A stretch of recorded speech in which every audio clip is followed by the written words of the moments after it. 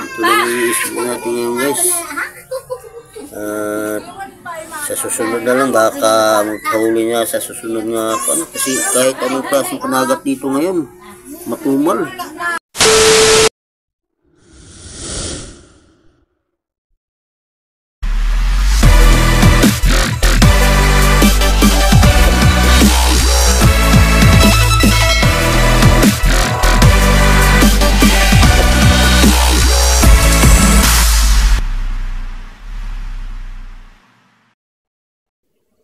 Hello po, magandang umaga.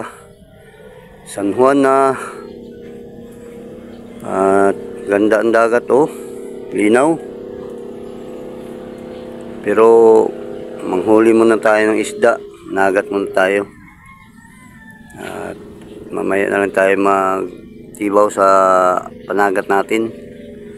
Mga 11 o 10 AM. At maraming salamat sa panood. Bye-bye. Ingat kayo palagi. 2 hours later. So guys, magandang umaga. Galing na kami sa may payaw natin guys. Hindi nagpadawi ang isda. Dahil siguro sa maraming lumot ngayon ng dagat. At ito, uwi na lang kami. Konti lang, ilang piraso lang ang nahuli naming isda. At ito, ano na lang tayo sa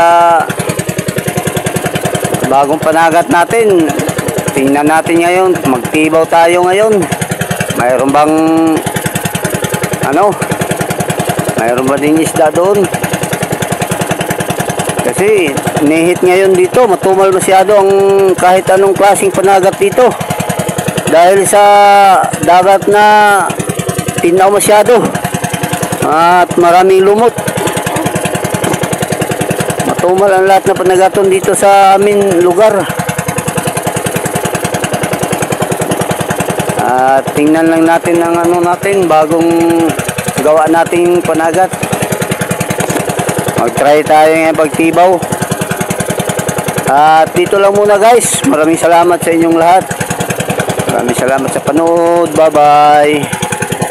Ingat kayo palagi sa pagpaligo niyo ngayong araw dahil San Juan ngayon.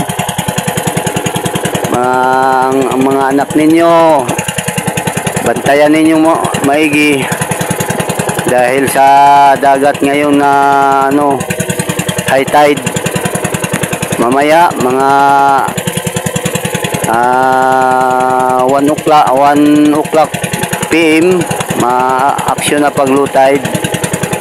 At bantayan lang ninyong masyado ang mga anak ninyo. At kayo rin, mag-iingat din kayo. Bye-bye. Ingat kayo palagi. Meanwhile. Hello po.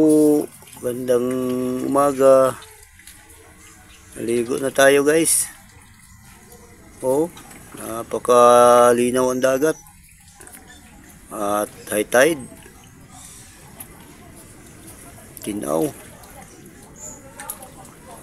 Mag-ano kami mamaya, magtibaw sa bagong panagat natin. May laman ba kaya? Okay guys, dito lang muna guys. Mamaya na lang ulit kami mag-video. Maraming salamat sa panood. Bye-bye. Ingat kayo palagi. 2 hours later. Hello guys. Magandang hapon guys. Ito lang ang isda natin na nakuha sa bago natin panagat guys. Kasi masyado matinaw ang dagat ngayon. Oh, ito halo-halo. Ito guys oh. Ito lang ang isda natin ngayon guys. Sa susunod na lang baka magkahuli niya sa susunod nga ano. Kasi kahit anong klaseng panagat dito ngayon matumal. Maraming salamat guys sa panood. Bye bye. Ingat kayo palagi.